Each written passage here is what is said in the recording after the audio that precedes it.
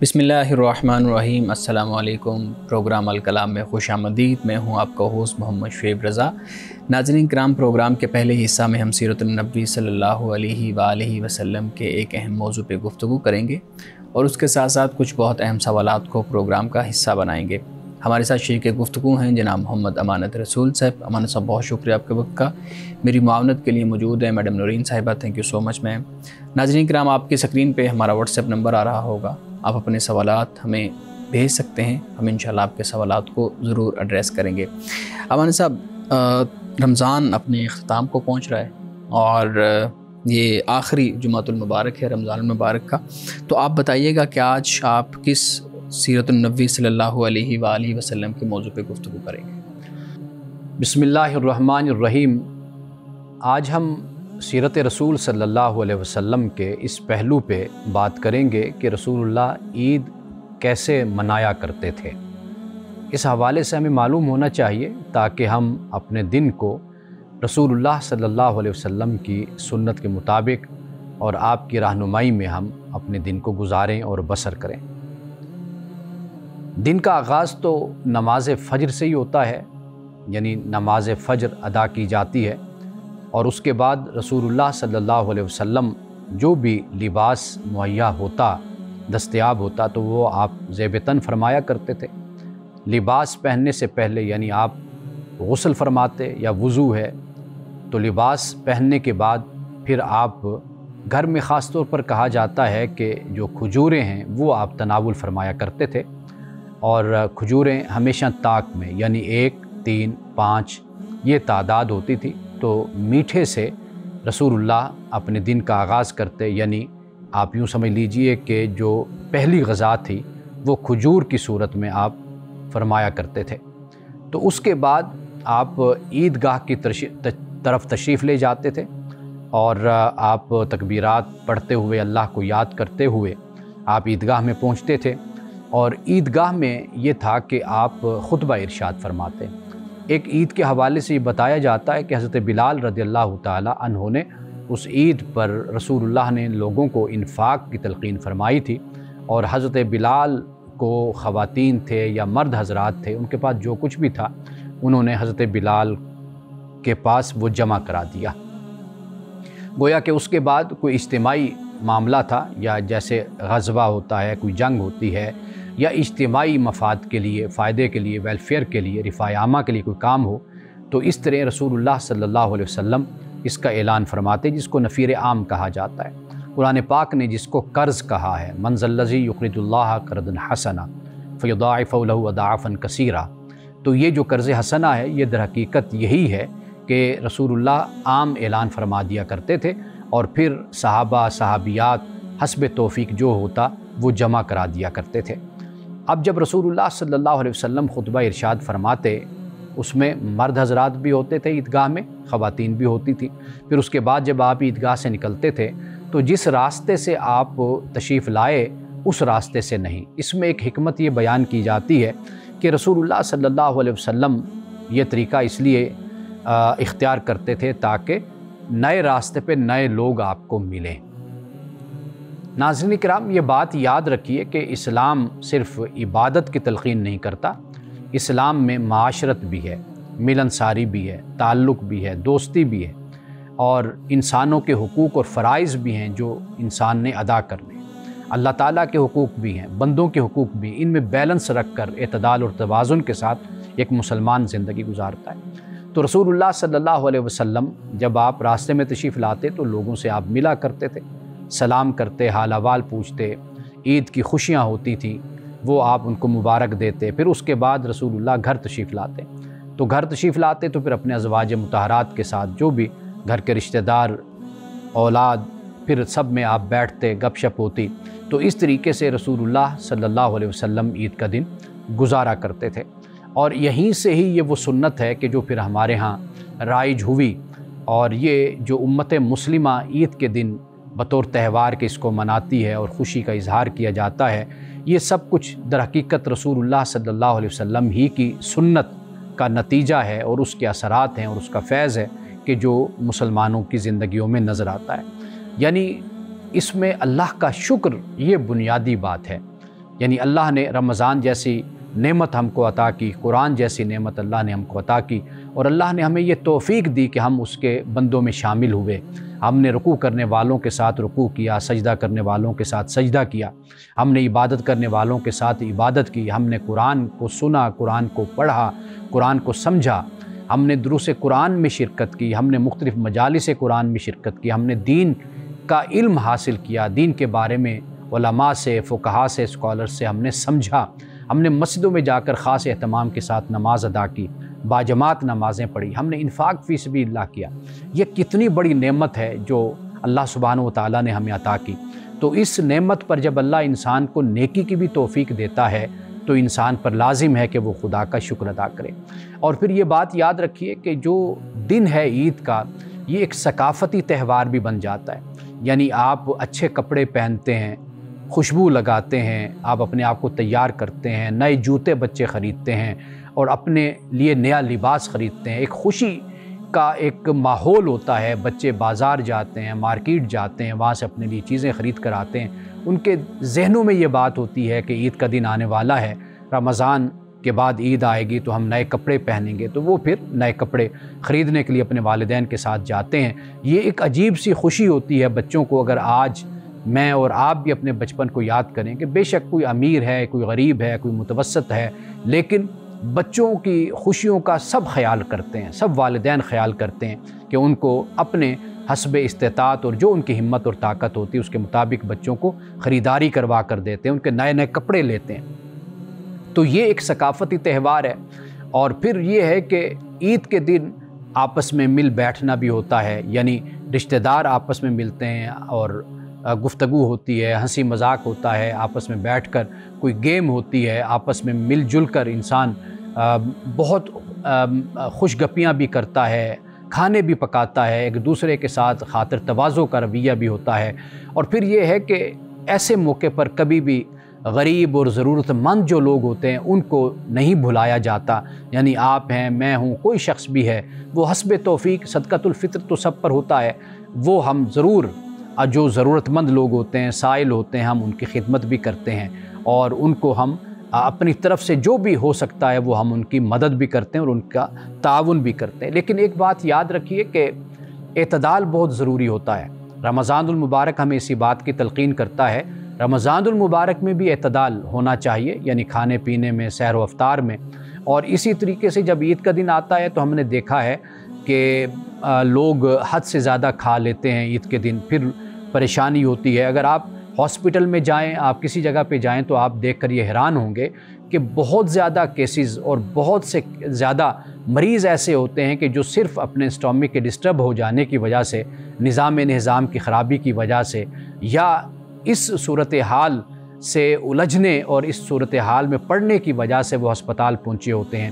تو لہٰذا اعتدال اور توازن یہ بھی عید کے دن ہمیں ضرور رکھنا چاہیے۔ رسول اللہ صلی اللہ علیہ وسلم کی سنت، آپ کی سیرت اور آپ کا جو طرز زندگی ہے اس کا مطالعہ کیجئے، اس کو پڑھیے، دیکھیے رسول اللہ کس طرح اپنا دن گزارا کرتے تھے۔ یہ نہیں ہے کہ آپ مصلی ہی بچھا کر عید کے دن بیٹھے رہیں اور جائے نماز پر بیٹھے رہیں، نہیں، بلکہ اس دن یعنی عید کے دن آپ جو بھی خوشی مناتے ہیں وہ بھی عبادت ہے۔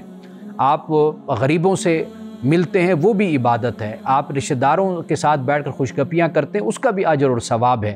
تو عید کا دن سراپا خوشی کا دن ہے اور تفریح کا دن ہے، اور اس کو اسی طریقے سے آپ منائیے، اور یہی اللہ تعالیٰ آپ کے لیے خیر اور عافیت کا ایک سبب اور ایک ذریعہ اس کو بنا دے۔ ناظرین کرام، یہاں وقت ہوا چاہتا ہے ایک بریک کا، ہمارے ساتھ رہیے گا۔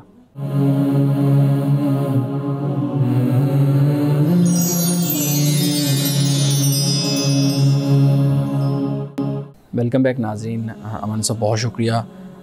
عید الفطر اور سنت رسول صلی اللہ علیہ وآلہ وسلم کا ہم دیکھ رہے تھے کہ کیسے رسول اللہ صلی اللہ علیہ وسلم اپنے عید کے ایام کو گزارا کرتے تھے۔ ایک چیز آپ کی گفتگو کے درمیان میرے ذہن میں آئی ہے، میں چاہوں گا کہ آپ ضرور اس پہ بات کیجیے گا۔ ہمارے ہاں ہر اجتماع کے اندر خطبہ ہوتا ہے، جمعے کا دن ہے تو اس میں بھی خطبہ ہے، عید کا دن ہے تو اس میں بھی خطبہ ہے، حالانکہ ہے تو وہ خوشی کا دن ہے، تو وہ ملنے جلنے کا دن ہے، خوشی منانے کا دن ہے، تو اس میں بھی خطبہ ہے۔ تو کیوں اسلام کے اندر ہم دیکھتے ہیں کہ ہر بڑے اجتماع کے اندر خطبہ ضروری قرار دیا گیا؟ دیکھیے، خطبہ در حقیقت نصیحت کے لیے ہوتا ہے، یعنی ایسا نہیں ہے کہ انسان ایک بے مہار ہے یا انسان بالکل ہی آزاد ہے اور اس کے لیے کوئی احکام نہیں ہے۔ کوئی دن بھی ہو، کوئی تہوار بھی ہو اور کوئی مہینہ بھی ہو تو اس کے لیے خاص احکام بیان کیے گئے ہیں، قرآن مجید نے بیان کیے ہیں۔ رسول اللہ صلی اللہ علیہ وسلم کی جو زندگی ہے وہ ہمارے سامنے ہے۔ جمعہ کا روز بھی ہوتا ہے تو اس اجتماع کا مقصد یہی ہوتا ہے کہ لوگوں کو معاشرتی زندگی کے حوالے سے بتا دیا جائے، اور یہ وہ موقع ہوتا ہے کہ جب اجتماعی زندگی ہے، جب انسان کی روحانی زندگی ہے، انسان کی معاشرتی زندگی، اس کے بارے میں رہنمائی انسان کو دی جائے۔ تو ان اجتماع کا در حقیقت یہ مقصد ہوتا ہے، یعنی عید کا بھی اگر اجتماع ہے تو اس میں بھی خطبے کا یہی مقصد ہوتا ہے کہ لوگوں کو بتایا جائے کہ بھئی اب آپ نے اٹھ کر جانا ہے تو آپ نے کیا طریقہ اختیار کرنا ہے اور کس طریقے سے آپ خوشی منائیں، اور آپ ایسا نہیں ہونا چاہیے کہ جس میں اللہ تعالیٰ نے بدکاری سے، فحاشی سے اور انسان کو ایسی اخلاق سے بالکل ہی بے پرواہ زندگی اور بالکل توحید سے بے پرواہ زندگی، اس کی اللہ تعالیٰ نے انسان کو ممانعت کی ہے کہ بھئی ایسا نہیں ہونا چاہیے۔ تو خطبے کا مقصد حقیقت واعظ اور نصیحت ہوتا ہے۔ لیکن اس صورت میں تو پھر خطبہ آپ کی مادری لینگویج میں ہونا چاہیے نا، اردو میں یا پنجابی میں ہونا چاہیے۔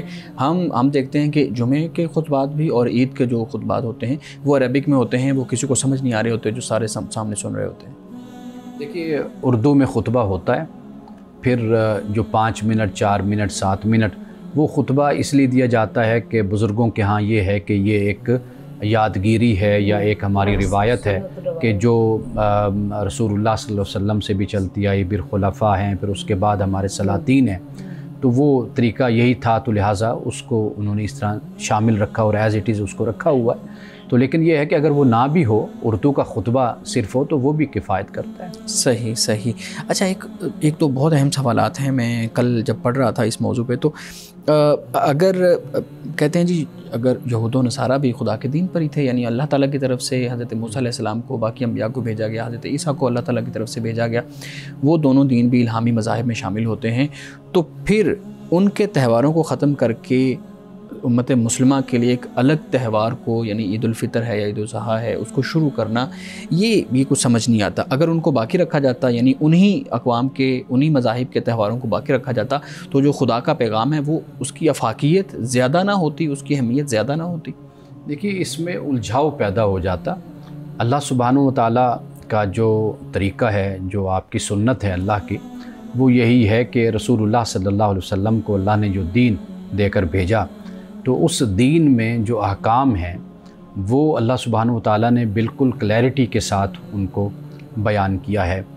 اب جو باقی تہوار تھے دوسری قوموں کے، ایک تو ان میں تحریف واقع ہو گئی، اور پھر یہ ہے کہ ان تہواروں میں افراط و تفریط کا رویہ شامل ہو گیا، اور پھر یہ ہے کہ ان تہواروں میں کچھ چیزیں ایسی کہ جو بالکل غیر اخلاقی جن کو کہا جائے، جو بالکل توحید کے خلاف اور شرک پر مبنی ان میں اعمال شامل ہو گئے۔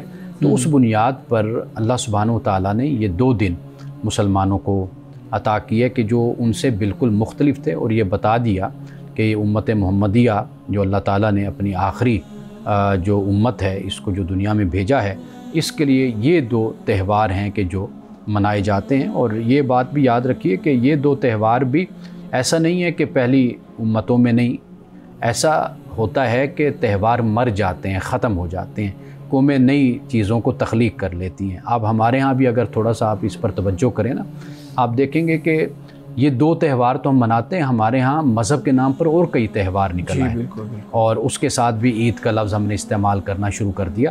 تو یہ جو رویہ ہوتا ہے نا، یہ قوموں میں وقت کے ساتھ ساتھ جو اصل اور دینی اور مذہبی تہوار ہوتے ہیں ان کی اہمیت کو کم کرنا یہ شروع ہو جاتے ہیں۔ تو لہٰذا طریقہ کار یہ ہوتا ہے کہ جو اللہ نے آپ کو تہوار دیے، جو دن اللہ نے آپ کو عطا کیے، جو دین بیان کرتا ہے، جو سنت ہے، جو امت نے جس کو اختیار کیا، ہمیں اسی کے ساتھ ہی جڑنا چاہیے اور اسی پر ہی عمل کرنا چاہیے، اور مذہبی بنیادوں پر اسی کو ہی ادا کرنا چاہیے۔ سلمان صاحب، میں آپ کی بات سے یہ سمجھا ہوں، جہاں تک میری عقل جو ہے نا وہ اس چیز پہ آئی ہے کہ یہ جو پھر تہوار ہیں ہمارے ہاں مسلم اقوام میں، وہ جو سابقہ مذاہب ہیں، سابقہ اقوام ہیں، اس کی اصلاح شدہ شکل ہم کہہ سکتے ہیں. جیسے جو عید الفطر ہے جیسے ہمارے ہاں ہے، تو یہودیت میں بھی یوم کفارہ کے نام سے، یا ایسٹر ہے ہمارے ہاں نصارہ کے اندر کرسچینٹی میں، تو ہم یہ کہہ سکتے ہیں کہ یہ عید الفطر بھی اصل میں انہی تہواروں کی اصلاح شدہ ایک آپ یوں کہہ سکتے ہیں کہ مختلف مذاہب میں تہوار تھے اور ان کے ایک دوسرے سے مختلف تہوار تھے. اچھا، یہ مختلف تہوار. اچھا ٹھیک ہے. تو اللہ تعالیٰ نے امت محمدیہ کو بالکل مختلف تہوار آپ کو عطا کیے، اور اس میں کسی نہ کسی رسم کو، کسی نہ کسی روایت کو زندہ بھی کیا گیا. یعنی مثال کے طور پر عید الاضحیٰ ہے، اس میں قربانی، سنت ابراہیمی کو زندہ کیا گیا، جس میں حج آ جاتا ہے، وہ ہو گیا، عمرہ ہو گیا، جس میں دیگر جو مناسک ہیں ان کی بھی ادائیگی ہوتی ہے اور ان کو بھی زندہ کیا گیا. تو یہ اس کا ایک پس منظر بن جاتا ہے. اب جب عید الفطر ہے تو واضح بات ہے رمضان المبارک کا مہینہ ہم گزارتے ہیں، تو رمضان المبارک کے بعد اللہ تعالیٰ نے جزا کے طور پر، انعام کے طور پر ہمیں عید الفطر ہمیں عطا کی ہے. تو لہٰذا رمضان جب 30 روزے یا 29 روزے ہم رکھتے ہیں تو واضح بات ہے کہ پھر اس کے بعد جو انسا ہوتا ہے وہ اللہ کی طرف سے ایک انعام ہے اور خوشی کا دن ہمیں عطا کیا گیا. تو رمضان جب ہم پر فرض ہوا تو واضح بات ہے کہ اس کے بدلے میں ہی، اس کے بعد ہی اللہ تعالیٰ نے ہمیں خوشی کا دن عطا کرنا تھا. تو جو عید الاضحیٰ ہے وہ سنت ابراہیمی ہے، مناسک حج ہیں، وہ جو دین میں ہمارے بنیادی حیثیت عبادات رکھتی ہیں، ان کی تازگی اور ان کی یاد دہانی وہ پھر عید الاضحیٰ کے موقع پر ہو جاتی ہے. لیکن میں اس چیز پہ ابھی بھی مجھے کنفیوژن ہے کہ اگر تینوں مذاہب الہامی تھے، یہودیت بھی، نصرانیت بھی اور اسلام بھی، اگر یہ تینوں الہامی مذاہب ہیں تو پھر ان کے اندر تہواروں کو الگ الگ کرنے کی کیا ضرورت تھی؟ اس طرح تو پھر یہ انسان کو فیل آتی ہے کہ شاید یہ تینوں مذاہب الگ الگ ہیں اور شاید ان کا ماخذ الگ الگ ہے. حالانکہ دیکھتے ہیں ہم انبیاء کے ذریعے ہی ہم تک یہ سارے دین کا ماخذ تو ایک ہی ہے، یعنی بنیاد تو ایک ہی ہے، لیکن آگے سے پھر تفریق کیوں ہے؟ لیکن آگے جا کر پھر اس کی تفریق کی دو بنیادیں بن جاتی ہیں نا. ایک تو میں نے پہلے عرض کیا نا کہ وہ یہ بن جاتی ہے کہ انہوں نے خود اپنی طرف سے کچھ چیزوں کو ایجاد کیا، تخلیق کیا، یا وہ دن اپنے اندر موجود تھا لیکن اس دن کے اندر کچھ اپنی طرف سے اعمال کو پیدا کر دیا، خرافات ڈال دی یا کوئی اور بدعات کو پیدا کر دیا. ایک تو وہ چیز ہو گئی. دوسری بات جو ان سی ہے وہ یہ ہے کہ بنیادی طور پر دن ہی اللہ تعالیٰ نے امت مسلمہ کو، کہ آخری یہ دین اللہ نے بھیجا. حضرت مسیح علیہ السلام کی قوم کے دن اگر مختلف ہیں، کن سے مختلف ہیں؟ قوم یہود سے مختلف ہیں، موسیٰ علیہ السلام کی قوم سے. تو اگر ان کے دن آپس میں مختلف ہیں تو اسی طرح اللہ تعالیٰ نے رسول اللہ کی امت کو، یعنی آخری دین میں بھی اللہ نے 2 دن بالکل مختلف عطا کی. تو یہ دونوں صورتیں ہیں، اس کو سامنے رکھا جا سکتا ہے. کیا ہم یہ کہہ سکتے ہیں کہ اگر تجدید دین ہوا جب اسلام آیا آپ صلی اللہ علیہ وسلم کے ذریعے، تو پھر جب دین کی تجدید ہوئی تو پھر اسی سے ریلیٹڈ جو ہمارے تہوار تھے ان کی بھی تجدید ہوئی کہ ہم نے وہ دیکھیے دین کی تجدید نہیں ہوئی. اچھا، وہ یہ ہے کہ حضرت آدم سے لے کر رسول اللہ صلی اللہ علیہ وسلم تک دین وہی ہے، اس میں کسی قسم کی کوئی پیغام تبدیلی نہیں ہے. لیکن یہ ہے کہ گزشتہ اقوام نے، ملل نے، وہ جو تبدیلیاں امم نے جو کر دی تھی، رسول اللہ صلی اللہ علیہ وسلم نے جب آپ تشریف لائے، قرآن اترا، نازل ہوا، تو یہ بتا دیا گیا کہ یہ چیزیں اللہ کی طرف سے اتاری گئی تھیں. یہ وہ دین ہے کہ جو خالص ہے اور یہ اللہ کا دین ہے جو پہلی امتوں کو بھی دیا گیا. لیکن پہلی امتوں نے اپنے حالات میں رہتے ہوئے یا سیاسی حالات یا معاشی، معاشرتی، سماجی اور مذہبی صورتحال، اس کو انہوں نے وہاں پر تبدیل کیا یا اس میں تحریف کیا یا انحراف کیا، اس میں ملاوٹ کی. تو وہ اللہ تعالیٰ نے جو اللہ کا دین آخری اتارا، اس میں وہ سب کچھ واضح کر دیا، اس کو نکھار کر عطا فرمایا، پیور فارم میں پیش کر دیا. ناظرین کرام، گفتگو ابھی جاری ہے، یہاں وقت ہوا چاہتا ہے ایک بریک کا، ہمارے ساتھ رہیے.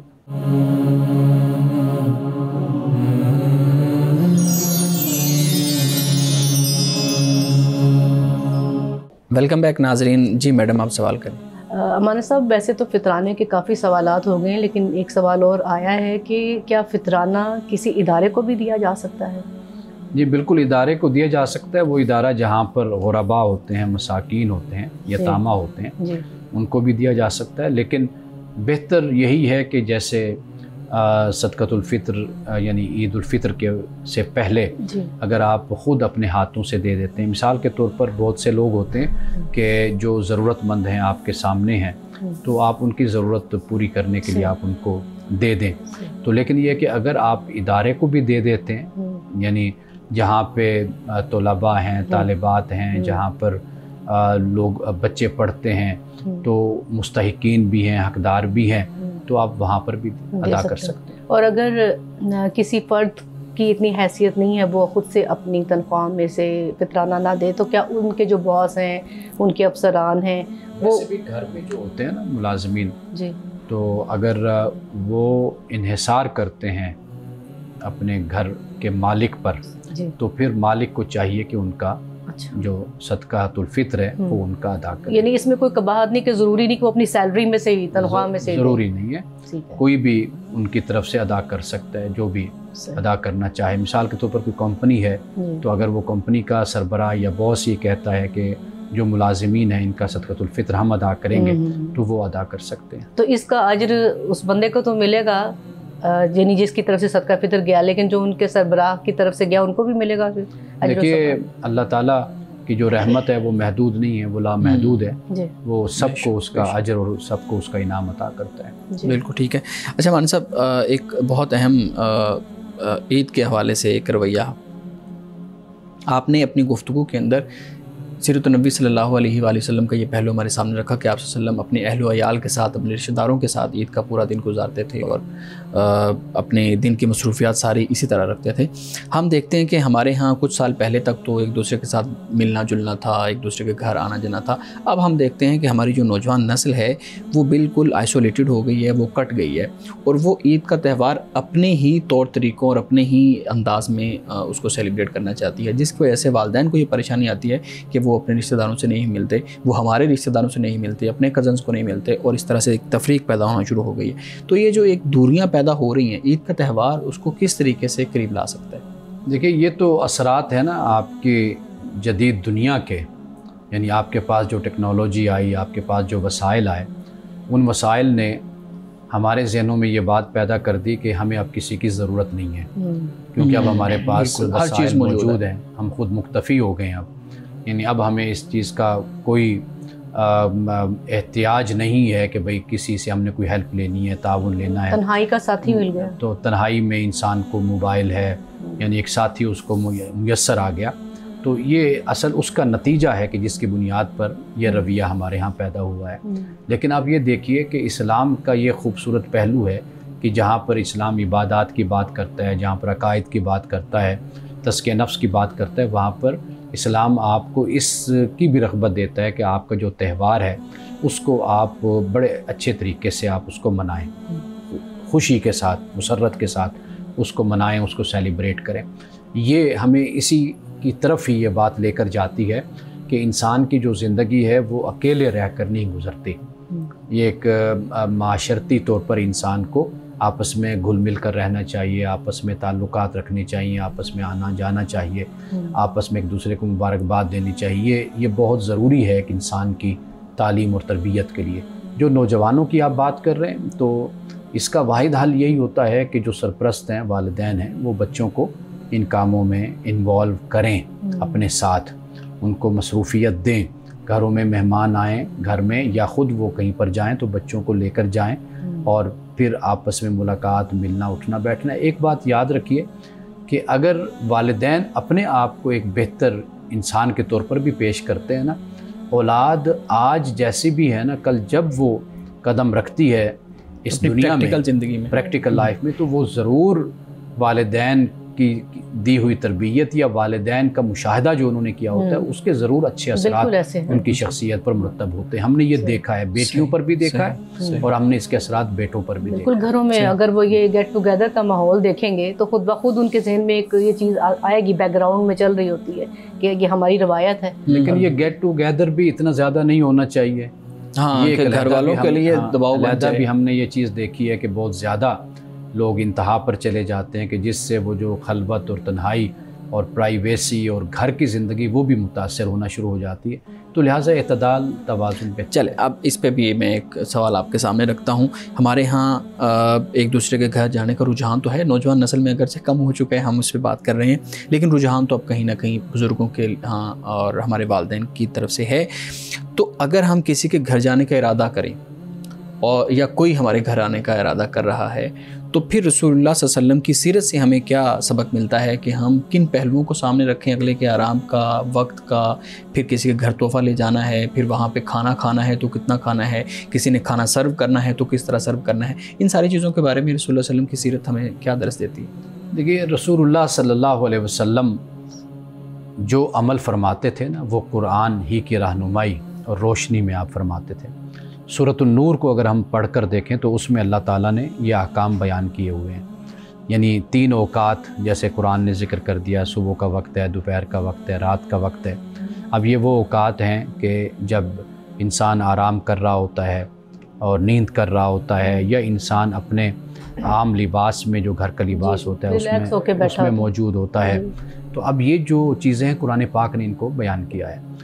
اسلام ایک بنیادی طور پر آپ کی رہنمائی کرتا ہے، لیکن یہ بات یاد رکھیے کہ اللہ نے انسان کو عقل کی دولت دی ہے، اور کچھ آداب بھی ہوتے ہیں، ایٹیکیٹس بھی ہوتے ہیں، کچھ اقدار بھی ہوتی ہیں، ویلیوز بھی ہوتی ہیں، جن کو پیش نظر رکھنا ضروری ہوتا ہے۔ یعنی مثال کے طور پر ایک یہ ہے کہ آپ کسی کے گھر جا دھم کے پہنچ گئے، اس کو پتہ نہیں ہے۔ اب 2 چیزیں ہیں، یا تو وہ شرما شرمی میں آپ کو بیٹھے گا، آپ کو بٹھائے گا اور آپ سے ایمرجنسی میں جو کھانا بنے گا جلدی جلدی بنو کے سامنے رکھے گا، یا وہ آرڈر کرے گا، بالکل شرما شرمی والا مسئلہ ہو جائے گا۔ دوسری صورت یہ بن جاتی ہے کہ وہ پھر آپ کی شایان شان، آپ کی خاطر تواضع نہیں کر پائے گا، جس پر پھر آپ کو شکوہ ہوگا، اور پھر آپ اس کو سمجھیں گے کہ یہ میری بے عزتی ہو گئی۔ تو اب یہ 2 صورتیں، طریقہ کار یہی ہوتا ہے کہ جیسے رسول اللہ کے پاس کوئی آتا دعوت دینے، تو آپ اس کو وقت دیا کرتے تھے کہ فلاں وقت میں آپ کے پاس آؤں گا، یا وہ کہتے تھے یا رسول اللہ آپ فلاں وقت کا کھانا آپ ہمارے گھر تشریف لائیں تو ہمارے ساتھ آپ کھائیں۔ اور پھر یہ ہے کہ آپ رسول اللہ کا طریقہ یہ بھی تھا کہ مہمان ساتھ کتنے ہوں گے یہ بھی آپ بتا دیا کرتے تھے، یعنی میرے ساتھ میری زوجہ عائشہ آئیں گی، یا میں اکیلا ہوں، یہ بات بھی کر لیا کرتے تھے۔ تو گویا کہ ہمیں یہ سمجھ آتی ہے عمومی زندگی میں رسول اللہ صلی اللہ علیہ وسلم کی، کہ آپ دوسرے پر بوجھ نہیں بنا کرتے تھے، سہولت یہ آپ ضرور رکھا کرتے تھے۔ اور پھر یہ کہ جب کسی کے گھر میں گئے، جو اس نے آگے رکھ دیا، وہ کھجور ہے، وہ پانی ہے، وہ دودھ ہے، وہ زیتون ہے، وہ کوئی چیز بھی ہے، تو آپ پھر تناول فرما لیا کرتے تھے۔ تو کبھی ایسا نہیں ہوتا تھا کہ بھئی پھر اس پر کوئی ناراضگی کا اظہار ہو۔ اور پھر یہ ہے، یہ بھی دیکھا ام سلیم کے گھر جب آپ جاتے، انس بن مالک کی والدہ کے پاس جب جاتے تھے، تو وہاں پر دوپہر کر آپ آرام بھی فرما لیا کرتے تھے۔ اور پھر یہ ہے کہ جو گھر میں بنا ہوتا آپ کہتے یہ مجھے ساتھ بھی دے دو، پھر آپ ساتھ لے آتے تھے اپنے گھر میں اپنی ازواج کے لیے۔ تو مطلب یہ کہ رسول اللہ کی زندگی میں جسے کہتے ہیں نا کہ تکلف نام کی کوئی چیز نہیں تھی، تصنع نہیں تھا، بناوٹ نہیں تھا، ایک کھلی زندگی تھی آپ کی جو لوگوں کے سامنے تھی۔ یہ کتنی خوبصورت بات ہے کہ جو چیز پسند آئی اور کہا کہ یہ مجھے دے دیں، ساتھ میں لے جاؤں اپنی اہلیہ کے لیے، اپنے بچوں کے لیے، کتنی ہی خوبصورت بات ہے۔ ہمارے ہاں یہ رجحان آج کل نہیں ملتا۔ اچھا، ایک اور چیز بتائیے گا، ہمارے ہاں عید پہ برانڈڈ کپڑے، برانڈڈ جوتے، گھڑیاں، اس طرح کی چیزیں پہنی جاتی ہیں، اور بہت مہنگے مہنگے جو ہے نا جو ملبوسات ہیں وہ خریدے جاتے ہیں۔ اسراف کی جو تعریف ہے وہ اس صورتحال میں ہم کیا کریں گے؟ دیکھیے، جس کے پاس پیسہ ہے، دولت ہے، اس کو سہولت ہے، وہ لے لیتا ہے، اور اسے چاہیے کہ وہ اپنے وجود پر، اپنے جسم پر خدا کی دولت کا اظہار کرے، نعمت کا۔ جیسے رسول اللہ کے پاس کوئی صحابی آئے تو انہوں نے بالکل ہی بوسیدہ سے کپڑے پہنے ہوئے، جوتے پہنے ہوئے، تو رسول اللہ نے فرمایا کیا تمہارے پاس مال دولت نہیں ہے؟ تو اس نے عرض کیا رسول اللہ ہے میرے پاس۔ فرمایا پھر اللہ کی دولت کا اظہار کرو، اس کی نعمت کا۔ تو اظہار بھی کرنا چاہیے۔ تو لہٰذا اصل جو چیز یہ ہے کہ ایک ہوتا ہے تصنع، بناوٹ کا انداز، وہ یہ ہوتا ہے کہ آپ پہنتے ہیں، اور پہننے کا مقصد یہ ہوتا ہے کہ آپ دوسروں کو دکھاتے ہیں، دوسروں کو حقیر سمجھتے ہیں، تکبر اختیار کرتے ہیں، بار بار اپنی گھڑی دکھائیں گے کہ بھئی یہ میں نے 2 لاکھ میں لی ہے، 3 لاکھ میں لی ہے۔ تو یہ جو کلچر ہوتا ہے یہ در حقیقت یہ مردود ہے، یہ قابل مذمت ہوتا ہے۔ باقی انسان اپنی حیثیت کے مطابق پہنتا بھی ہے، خود بھی اچھا پہنتا ہے۔ اور پھر یہ ہے کہ اپنے رشتہ داروں کا، جیسے ہم نے پڑھا، قرآن پڑھا، ہم نے حدیث پڑھی، اپنے رشتہ داروں کا، دوستوں کا، غریبوں کا، یتیموں کا خیال بھی رکھتا ہے۔ تو یہ اصل چیز ہے جو انسان کے کردار کا لازمی جز ہونا چاہیے۔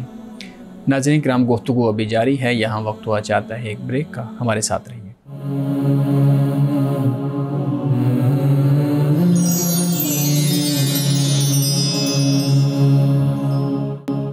پروگرام میں ایک دفعہ پھر خوش آمدید. جی میڈم آپ سوال کریں.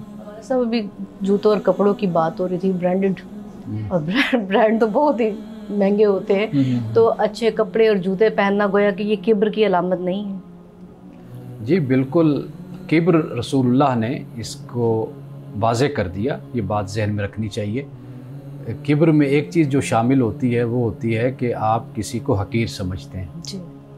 تو ایک تو حقیر نہیں سمجھنا چاہیے, دوسرا یہ کہ خدا کے حکم کے مقابلے میں انسان کو اکڑنا, یہ تکبر اور یہ کبر ہے. یہ رسول اللہ صلی اللہ علیہ وسلم نے اس کو بیان فرمایا.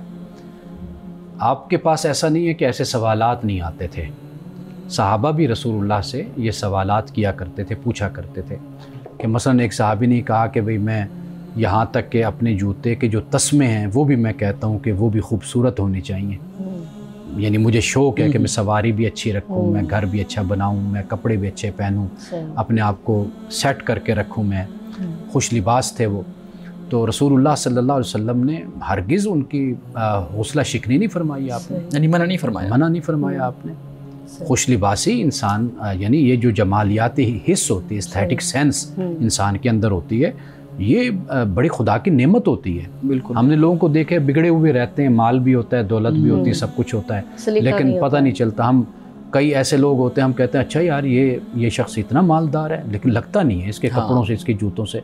یہ جو ہوتا ہے نا شودہ پن جس کو کہا جاتا ہے, یہ بھی انسان کے اندر نہیں, یہ بھی قابل مذمت رویہ اور طریقہ ہے. انسان اچھا پہنے, اچھا کھائے اور اچھی زندگی انسان گزارے. تو تکبر جہاں پر اخلاقی مسئلہ پیدا ہوگا نا, وہاں پر دین آپ کی رہنمائی کرتا ہے. یعنی آپ اچھے لباس پہن کر پھر اس انداز سے بیٹھیں کہ جیسے آپ جیسا ہے ہی کوئی نہیں اب, اور دوسروں کو آپ کمتر خیال کرنے لگ جائیں, اپنے آپ کو نمایاں رکھیں. یعنی یہ وہ چیز ہے جو انسان کے رویے سے اور انسان کے سلوک سے جھلکتا ہے. یہ رویہ, یہ طریقہ تکبر, یعنی انسانوں کو حقیر, اور دوسرا خدا کے حکم کے سامنے اکڑ جانا, یعنی اللہ کا حکم ہو پھر نہ اس کو ماننا, سرکشی کی وجہ سے, فرعونیت کی وجہ سے. یہ دو باتیں رسول اللہ نے فرمایا کہ یہ تکبر ہے. ورنہ آپ نے اس بات کو ایک انسان کے لیے سب سے بڑی نعمت آپ نے فرمایا کہ اس کے پاس اچھی سواری ہوتی ہے, تو بڑی نعمت ہے اس کے پاس. اپنا گھر ہو, کھلا گھر, یہ کھلے گھر کے بھی الفاظ ہیں, فرمایا یہ بھی ہے. اچھی بیوی فرمایا. یعنی مطلب یہ ہے کہ یہ جو چیزیں حدیثوں میں ہمیں آتی ہیں, آپ دیکھ لیجئے کہ اس میں کوئی ممانعت نہیں ہے. ہم اپنے آپ کو اس حوالے سے بالکل کلیئر رکھیں کہ دین آپ کو وہاں پر روکتا ہے کہ جہاں پر کوئی اخلاقی مسئلہ ہوتا ہے, جہاں پر توحید اور شرک کا مسئلہ ہوتا ہے, وہاں پر دین آپ کو بتاتا ہے کہ یہ کام نہ کریں, یہ غیر اخلاقی ہے, یہ اس میں بے حیائی ہے, اس میں بدکاری ہے, اس میں برائی ہے, اس سے آپ کو منع کرتا ہے. یا پھر امانے صاحب یہ بھی تو ہے کہ اگر ہم انفاق, مطلب اگر ہمارے پاس مال ہے اور ہم اچھا ہر چیز اپنے لیے اچھی سلیکٹ کرتے ہیں, لیکن اسی مال میں سے جو اللہ نے ہمیں دیا ہے ہم ایک حصہ غرباء کے لیے نکال دیں, اس کے بعد اگر ہم یہ ساری جو بھی تزئین و آرائش اور سجاوٹ کی جو چیزیں پہنتے ہیں, تو اس میں ایک انسان کو ایک انر جو ہے وہ اطمینان بھی ہوتا ہے کہ ایسا نہیں کہ یہ صرف ہم نے اپنے لیے چنا اور اب سارے کا سارا مال ہم نے اپنے لیے اوپر لگا لیا, بلکہ اس میں سے ایک حصہ ہم نے دیکھا ہے کہ لوگ بہت خرچ کرتے ہیں, اللہ کی راہ میں دیتے ہیں, خود بھی اچھی زندگی گزارتے ہیں, تو اس کی کوئی ممانعت نہیں ہے. صحیح. اچھا یہ آ رہا ہے سوال کہ چاند رات کے حوالے سے, عید الفطر کی جو چاند رات ہے اسے لیلۃ الجائزہ کہا جاتا ہے, تو اس کی کیا وجہ ہے, لیلۃ الجائزہ کیوں کہا؟ اصل میں جائزہ تحفے کو کہا جاتا ہے. اسے تحفے کی رات رسول اللہ صلی اللہ علیہ وسلم کی ایک حدیث کے مطابق اس کو کہا گیا, یعنی اس لیے کہ بھئی اب اگلا دن جو ہے وہ عید کا دن ہے, تو یہ رات تحفے کی رات ہے, انعام کی رات ہے, اجر کی رات ہے. کہ رمضان مسلمانوں نے گزارا اللہ کی عبادت میں, اللہ کی اطاعت و فرمانبرداری میں, تو اس رات کو تحفے کی رات اور اجر کی رات, کیونکہ اب اگلا دن عید کا دن آ گیا. لیکن اس میں یہ بھی تو کچھ لوگ کہتے ہیں کہ ہم نے اس رات کو بھی عبادت کرنی ہے اللہ تعالیٰ سے, اپنے لیے اجر و ثواب, جو ہم نے سارا مہینہ عبادتیں کی اس کی قبولیت کے لیے, اس میں غلطیوں کی معافی کے لیے, اور اللہ سے اس کی مغفرت اور رحمت طلب کرنے والی یہ رات ہے. یہی بھی درست ہے؟ دیکھیے کچھ لوگ ایسے معاملات میں بہت زیادہ مبالغہ اور غلو کا راستہ اختیار کر لیتے ہیں. انسانی فطرت کے جو جائز راستے ہیں ان کو تسلیم کرنا چاہیے. وہ یہ ہے کہ اگر کوئی چیز آپ نے خریدنی ہے تو آپ ضرور خریدیں, مارکیٹ جائیں, جو شاپنگ کرنی ہے وہ بھی آپ کر لیجئے, لیکن اگر رات کو تھوڑا سا وقت جاگ کر اللہ کی عبادت بھی آپ کر لیجئے. جو تسلسل آپ کا چل رہا ہے رمضان کا, اس کو آپ جاری اور ساری آپ رکھیے۔ اچھا، اس میں ایک پہلو یہ بھی ہے نا کہ اس رات کو ہم نے شاپنگ فیسٹیول کے طور پہ اپنا لیا ہے، میں نے اگلی بات یہ شاپنگ فیسٹیول کے طور پہ اپنا لیا ہے۔ اب اس میں پھر اچھائی برائی یہ ساری چیزیں تو پھر ختم ہو جاتی ہیں نا جب آپ اس کو ایک فیسٹیول کے اندر لے آئیں گے تو۔ ہمارے صاحب یہ میں نے یہی بات کرنی تھی کہ شاپنگ کرنا ایک ہوتا ہے کہ کچھ وقت آپ لگائیں، ہمارے پاس تو پوری، بلکہ یہ صحیح کہہ رہے ہیں کہ ایک رات ہے جس کو سیلیبریٹ کیا جاتا ہے بازاروں میں، شاپنگ سینٹرز میں، تو وہ جو اللہ سے جو ہم نے طلب کرنا ہے کہ سارا مہینہ ہم نے کیا اور دعائیں، وہ والا تو تصور رہ ہی نہیں گیا ہوا۔ دیکھیے اب اس جو بات آپ بیان کر رہے ہیں نا، اس کو جو لوگ ایسا کرتے ہیں ان کو بھی پتہ ہے کہ ہمیں ایسا نہیں کرنا چاہیے۔ اسلام کے احکام کیا ہیں، اللہ کا دین اس حوالے سے ہماری رہنمائی کیا کرتا ہے۔ ایک بات ہے کہ آپ کو ایک چیز کی ضرورت ہے، مثال کے طور پر آپ کوئی چیز بھول گئے یا آپ نے خریداری کرنی ہے، کوئی جوتے لینا بھول گیا، کوئی کسی نے کوئی چیز نہیں لی، مصروفیت کی وجہ سے مجبوری تھی وہ چلا گیا، ایک اس کی تو اجازت ہے، اس میں کوئی شک نہیں ہے۔